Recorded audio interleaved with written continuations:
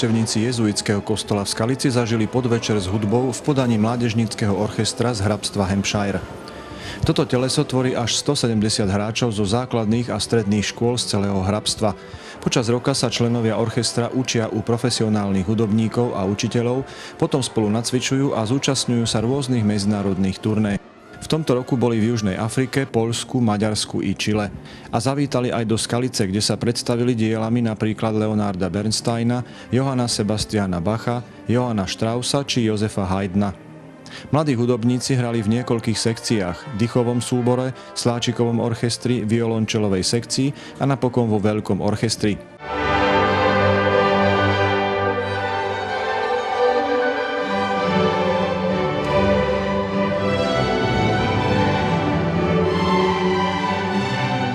Po Slovenskej filharmónii, ktorá v jezuitskom kostole vystúpila v júni, sa mohla opäť naplno prejaviť vynikajúca akustika tohto priestoru.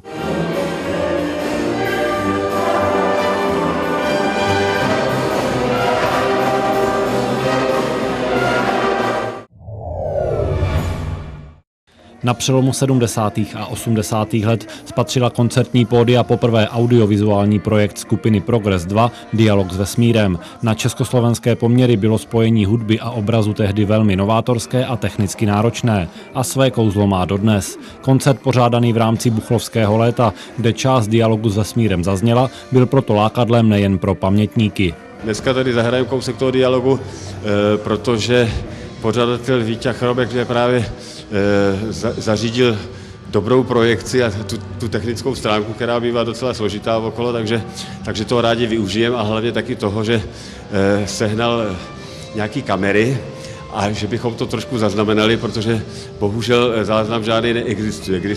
Kdysi jsme to natočili v televizi a díky jednomu servilnímu dramaturgovi, který sloužil tehdejšímu zřízení tak urputně, tak to nechal smazat.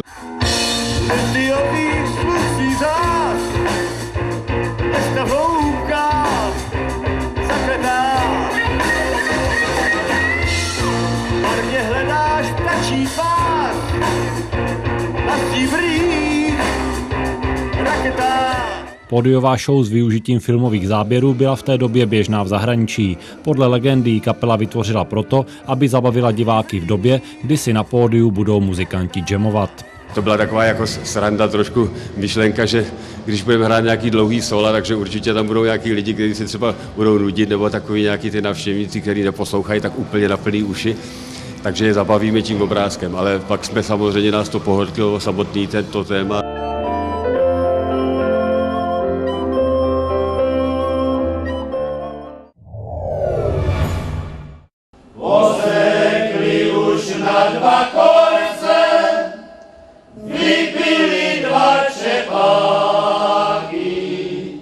Po úspešnom 0. ročníku stretnutia mužských speváckych súborov v minulom roku sa 4. augusta vo Františkanskej záhrade v Skalici konal prvý ročník pod názvom Spievanie pod hradbami. Moderátor podujatia Anton Dinka na pódiu postupne predstavil 5 speváckych súborov zo západného Slovenska i Moravy. Predstavila sa tiež domáca ľudová hudba Pláňava. Tohto roku máme hostí z Holíča, je to mužský spevácky zbor Echo, je tu mužský spevácky zbor z Moravskej Novej Vsi, mužský spevácky zbor folklórneho súboru Kukloviané, mužský spevácky zbor z Brezovej pod Bradlom, no a samozrejme mužský spevácky zbor Urban. Príprava minifestivalu bola pomerne náročná. Tá organizačná stránka sa zvládla veľmi jednoducho, lebo máme veľmi zapálených ľudí preto a veľmi dobrú pomoc z mesta, z oddelenia kultúry. No a prácu sme si v súbore rozdelili tak, aby to proste vyšlo tak, ako to má výjsť. Dúfajme, že veľmi dobre. Repertoár sa vyberá veľmi jednoducho. V podstate máme zistené, ktoré pesničky majú asi tak najväčší úspech z vystúpení, ktoré sme absolvovali pred týmto stretnutím. A podľa toho sme postavili tento program. Festival sprevádzalo úmorné počasie a tak sa návštevníci snažili schovať, kde sa dalo. Horšie to mali účinkujúci na pódiu, ale pitný režim a láska k ľudovej piesni to prekonali a poslucháči to ocenili.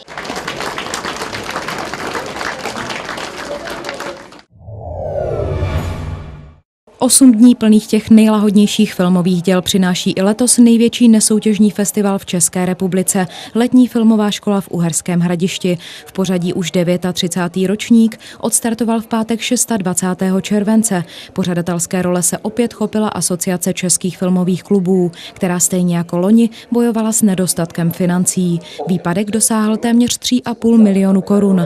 Podle ředitelky festivalu Radany Korené se ho ale podařilo eliminovat. Jednak v podstatě pomocí města Uherského Hradiště, které nám mimořádným příspěvkem pomohlo, jednak vstupem finančních partnerů nových, kteří vlastně vstoupili do spolupráce s letní filmovou školou, a jednak našimi vlastními úsporami. Samozřejmě pořád tam nějaký schodek je, ale věříme, že se ještě Státní fond kinematografie vzpamatuje a že dostane notifikaci a že začne fungovat a že snad nějaké finanční prostředky i z toho státního fondu ještě do konce roku získáme. Důležité ale je, že diváků se nezrovna ideální rozpočet nijak nedotýká. Odborný program a spousta filmů se odehrává v 7 kinosálech a 2 letních kinech. Ten program je jasně strukturován na sekci Focus, která představuje jednu národní kinematografii, sekce Spektrum představuje současné tendence ve světovém filmu, sekce Inventura archivní filmy a návraty tedy do dějin filmu, Vyšegrádský horizont je jasný, ten se věnuje středoevropskému prostoru a zvláštní uvedení pak jsou ty speciální projekce. V sekci Focus se pořadatelé zaměřili na pro tuzemce nepříliš známou portugalskou kinematografii. Inventura pak přináší mimo jiné snímky zlaté éry Hollywoodu. Čas dovoleniek a zaslúženého odpočinku je v plnom prúde. No zároveň je to čas ako stvorený pre zlodejov. Aj keď štatistika krádeží za uplynulý polrok nie je na Myjave hrozivá, treba byť obozretný. Policajti z Myjavy evidujú v prvom poroku 4 krádeže vlámaní do bytov, z toho sú 2 krádeže objasnené. Celková škoda bola vyčíslená na 12 000 eur. V hodnotenom období boli odsúdené aj 2 motorové vozidlá. Aby vás po návrate z dovolenky nečakalo nepríjemné prekvapenie v podobe vykradnutého bytu či domu, mali by ste dodržiavať základné pokyny polície. Polícia upozorňuje občanov, starostlivo zamykajte dvere a zatvárajte okná. Nezabúdajte aj na podkrovie, poschodie, malé strešné okná a pivničné okná. Zlodej je schopný dostať sa dovnútra každým otvorom väčším ako ľudská hlava. Nikdy nenechávajte kľúče pod rožkou kvetináčov v schránke ani na inom mieste pred vchodom do bytu. Rovnako je dôležité nedávať najavo svoju neprítomnosť či už zastretými oknami alebo plnou poštovou schránkou. Ak je to možné, je dobré vytvoriť zdanie, že v byte niekto je. Polícia v tejto súvislosti vyzýva k väčšej všímavosti. Ak teda zbadáte vo svojom okolí pohyb podozrivých osôb či motorového vozidla, radšej kontaktujte políciu na bezplatnom čísle 158.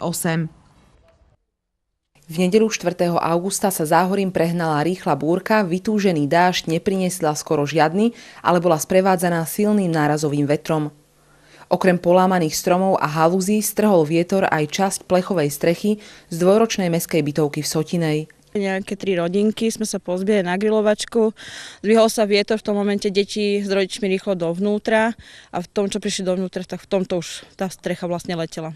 Prišla tá búrka, začalo sa blízkať, v tom vlastne sa zdvihol veľký vietor a vlastne nejako to podobrelo tú strechu a v tom momente vlastne to začalo sa nejako točiť a v tom to spadlo na zem. Ešte večer prišli na miesto hasiči, urobili obhliadku a zabezpečili miesto proti úrazu. Hneď v pondelok ráno správca bytovky Mestský podnik služieb nahlásil poistnú udalosť. Ako nám povedal vedúci prevádzky mestských bytoviek pán Roman Hostinský, zamestnanci poisťovne prídu na obhliadku v piatok 9. augusta. Aj keď veľký dážď z búrky nebol, i to málo vody stačilo na zatečenie stien bytov, nachádzajúcich sa tesne pod porušenou strechou. Bývame na samom vrchu, vlastne máme zatečenú obývačku a kúpeľku. Ostatné byty neviem, ako sú na tom, ale ešte viem, že vlastne čo je chodba hlavná, tak tam boli potečené tie kartonové kocky. Z poistky by mali byť uhradené i drobné opravy týkajúce sa zatečenia jednotlivých bytov. Do piatku tohto týždňa by mala byť strecha zakrytá novou fóliou a od pondelka 12. augusta začne stavebná firma robiť novú strechu. Na prvej základnej škole je aj cez prázdniny čulý ruch, tentokrát však stavebný. Konečne sa im podarilo zbúrať starú, zatečenú, studenú, skrátka nevyhovujúcu prechodovú chodbu a postaviť novú. Predchádzalo tomu veľmi veľa úsilia a informovania nášho zriaďovateľa, že chodba je v havarijnom stave. Zriaďovateľ si to aj uvedomoval, ale nemal finančné prostriedky na to, aby mohol túto chodbu znovu vybudovať. Vďaka nemu sa v decembri do rozpočtu dostala táto naša prechodová chodba a v jarných mesiacoch sa robilo výberové konanie. Nová chodba bude mať iný tvar a bude o celých 23 metrov kratšia. Nemalo by tam hroziť, čo bolo predtým, že nám tam zo spodu vyvierala voda v prípade daždivého počasia alebo veľkého vlhka spodná voda. Predchádzajúca chodba sa nedala vôbec vetrať, kde boli vlastne len dvere a nebola vôbec vykurovaná. Takže toto by sme mali všetko odstrániť a malo by to byť komfortnejšie pre deti aj pre rodičov. Chodba nie je zakrivená, ale smeruje z hlavnej budovy priamo do jedálne. Na školskom dvore tak vznikne átrium, kde by sa mohli v letných mesiacoch deti aj učiť. Potrebný chládok to budú vytvárať vysoké stromy. Nová prechodová chodba by mala od 2. septembra slúžiť žiakom, učiteľom i rodičom. A malo by to byť ukončené 25. augusta. Prvá základná škola je najstaršou školou v meste a dosiaľ neprešla rozsiahlejšou rekonštrukciou. Vedeniu školy sa však úspešne darí postupnými krokmi budovu i zariadenie školy modernizovať.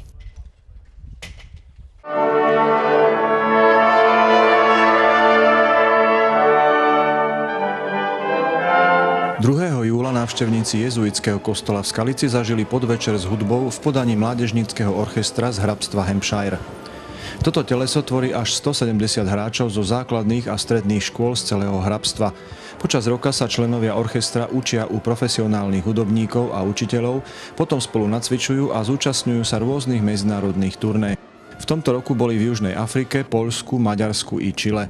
A zavítali aj do Skalice, kde sa predstavili dielami napríklad Leonarda Bernsteina, Johanna Sebastiana Bacha, Johanna Straussa či Josefa Haydna. Mladí hudobníci hrali v niekoľkých sekciách, dychovom súbore, sláčikovom orchestri, violončelovej sekcii a napokon vo veľkom orchestri.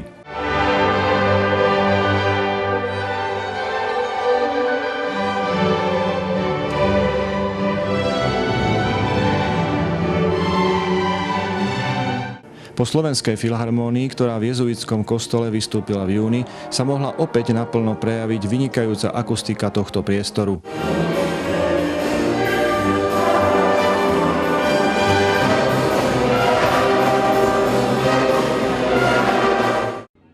Brezovský volejbal začal písať svoju históriu ešte v 70. rokoch minulého storočia. Začínali sme tak asi pred 40 rokmi, kde sme pozbierali, kto sa aspoň trošička vyznal vo volejbale, no a tým sme začali na Brezovej hrať volejbal, že potom sa pridali zdravotné sestry, učiteľky a tak sme to nejako pozliepali dohromady a začalo sa hrať. Zmiešané družstvo brezovských volejbalistov sa od roku 2008 zúčastňuje turnaja na stretnutí obcí a miest Březová Brezová. Ich najväčším doterajším úspechom je druhé miesto v Březové u Vítkova z roku 2010. Postupom času sa nadšenie amatérskych hráčov vytratilo, medzi mladými o tento druh športu nie je veľký záujem a pri volejbale zostali len tí skalní. V súčasnosti je to trošku ťažšie, pretože nám vypadli maminky na materské, veková kategória sa nám trošku posunula, schádzame sa v menšom počte ako volakedy. Volakedy sme hrávali v podstate samostatne ženy, samostatne muži, postupne sme to spojili, aby sme si vôbec zahrali, aby sme tie manšafty dali dohromady. V sobotu 3. augusta sa na multifunkčnom ihrisku športového areálu v Brezovej pod Bradlom zúčastnili letného volejbalového turnaja dve družstva domácich a pozvanie prijali družstva Zmijavy a Senice. No, hráčov máme mladých, špeciálne k tomuto turnaju, takže sme ich vyťahli z hospod, z putík a neviem z akých akcií, pretože treba aj športovať a hýbať sa, čo teda robia radi. Stretávame sa s nechuťou hýbať sa, hlavne strednej generácie. Mladí nemajú problémy hýbať sa, starí nemajú problémy hýbať sa, keď vládzu, ale stredná generácia je nulová. Na trhu s nemovitostmi se začali objevovat podvodní makléři, přestože jsou jejich praktiky dobře známé už nejméně 10 let. V poslední době ještě přitvrdili neetickým jednáním. Zájemce o prodej nemovitosti jsou schopni doslova obrat o majetek, nátlakem, podpisem smluv a obchodováním za nesmyslné ceny. Všichni dobře víme, jaké se používají dneska praktiky vůči seniorům. Díky tomu populárnímu filmu Šmédi vlastně toto všechno nabylo dneska na intenzitě. Je potřeba zachovat selský rozum, říct si, já si tu nemovitost nechám seriózně ocenit. Vyhnout se při prodeji nemovitosti nevýhodnému obchodu lze například porovnáním ceny svého domu či bytu s podobným objektem na některém z veřejných serverů s realitami. Nejlépe však objektivně zhodnotit její stav za pomoci odborníka. Správné určení té tržní ceny, nezaměňujme to prosím se soudním posudkem, který je základem daně z převodu. To je velmi složité a opravdu to mohou dělat lidé, kteří mají nějakou praxi, kteří mají nějaké zkušenosti. Ve sportovní hale ve Veselí nad Moravou měli už v těchto dnech vystřídat házenkářky a fotbalisty stavební dělníci. Zatím se tak nestalo. Zahájení její rekonstrukce se pozdrželo, protože město muselo zrušit původní výběrové řízení. Platí tedy, že v tomto případě se skutečně jednalo opakovanou veřejnou zakázku, kdy v tom prvním kole bohužel byla předložena pouze jedna cenová nabídka a ze zákona tedy nebylo možné tu zakázku zadat. V rámci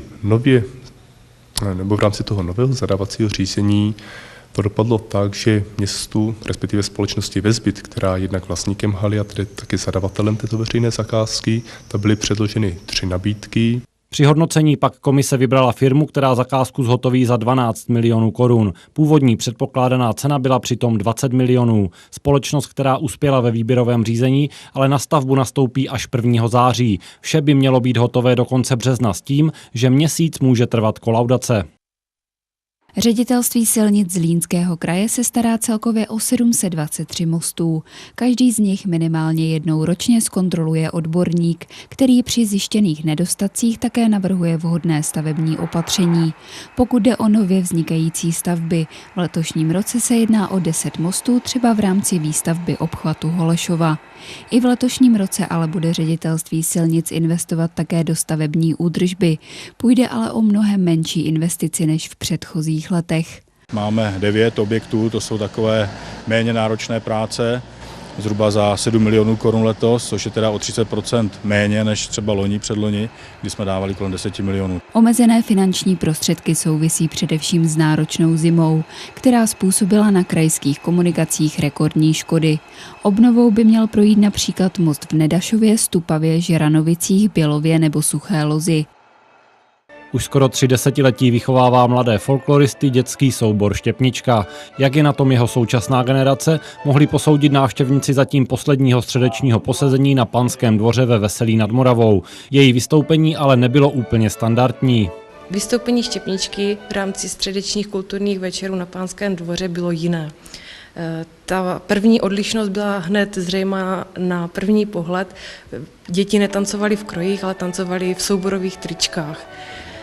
Ta druhá odlišnost, doufám, už nebyla tak zřejmá na první pohled pro diváka.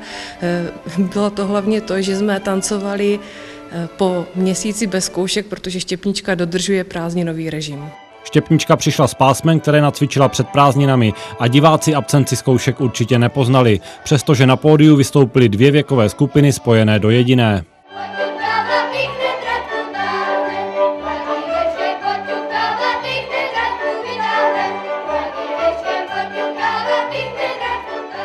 Historii Veselí nad Moravou mapuje v posledních letech Vladimír Groš. Původním povoláním je sice keramik, teď si ale můžou návštěvníci Panského dvora prohlédnout jeho výstavu o ostrůvku Benátky. Svůj název dostala tato část Veselí nad Moravou díky pravidelným záplavám. Benátky vlastně tam se v té historické době jednalo o velice malý počet jako domů, že tam byly 4 nebo 5 domů v tom 19. století. Bylo tam takovéto řemeslné centrum pro zámek, že vlastně původně všechny ty domy, které na Benátkách, nebo ty 4 až 5 domů, které tam původně pouze jako byly, tak to patřilo vlastně veselskému pánovi. Bydlel v nich bednář, kovář nebo panský kočí. Protože samotné Benátky neposkytly dost materiálu, přidal Groš ještě informace o ostatních povoláních, která byla potřebná k chodu zámku. Zpracoval tak třeba historii zahradníků, mlýna nebo pivovaru, který stával na vedlejším menším ostrůvku. A dostal se až do katastru Moravského Písku, kde veselská šlechta chovala kachny. Dějiny této části města zpracoval od roku 1732, kdy vznikl urbář obsahující první popis Benátek. Na 250 dětí ze 20 škol z České a Slovenské republiky se letos zúčastnilo projektu Čarovné barvy země.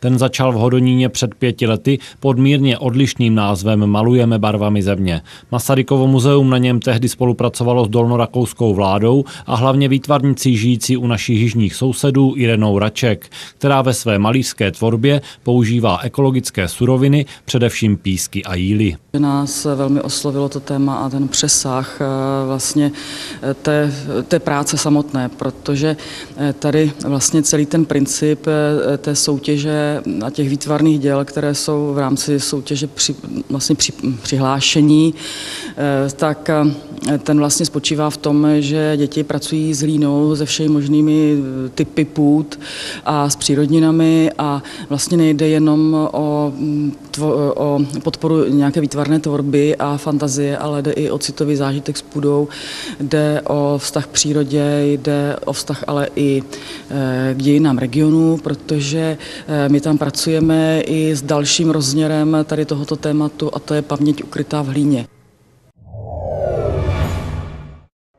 V tomto roku sme na tému včelárstva v Skalici hovorili niekoľkokrát.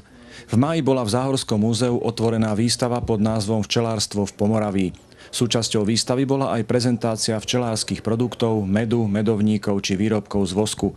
Okrem toho sa konal včelársky Moravský deň, pričom sa uskutočnil slávnostný podpis dohody o vzájomnej spolupráci medzi včelárskymi organizáciami Skalica a Hodonín.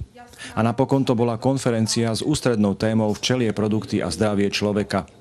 Dôležitým aspektom všetkých týchto podujatí bola osveta, snaha včelárov o priblíženie ich práce a produktov verejnosti a možno aj prilákanie potenciálnych záujemcov o túto činnosť.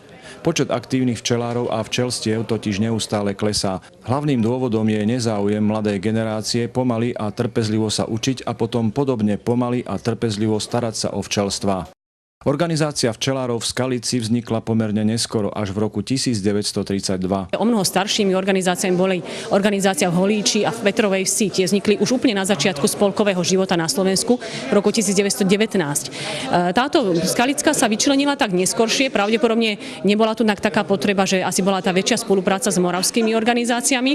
No a v podstate ona vždy mala takých tých 22 až 27 členov. No a potom v podstate, ako bolo násilné zlučovanie týchto spolkov v 50. rokoch, tak až potom sa stala celookresnou organizáciou a začlenila vlastne všetky ostatné organizácie. V súčasnosti má skalická organizácia 100 členov. Bývalo ich viac, v 80. rokoch až 260, ale v rámci Slovenska je to slušné priemerné číslo. Vekové zloženie je také pomerne vysoké. Máme priemer 67 rokov organizácií, ale už začínajú tí mladší. Ale keď hovorím mladší, tak to myslím skôr tú generáciu 40-tníkov, že sa k tomu dostávajú. Čo vás vlastne oslovilo na včelárstve? Prečo ste sa tomu začali venovať? No tak ja musím hlavne povedať, že u nás v rodine je viac ako 140-ročná tradícia. A môj prastarý otec založil celoslovenskú včelárskú organizáciu, takže u mňa to v podstate bola taká vec, čo vlastne aj rozhodla o mojom smerovaní študijnom, takže ja som skončila so štátnicou zo včelárstva a vlastne až v tomto veku som sa k tomu dostala, takže naozaj včelárim síce sama len 2 roky, ale tak myslím, že celkom úspešne.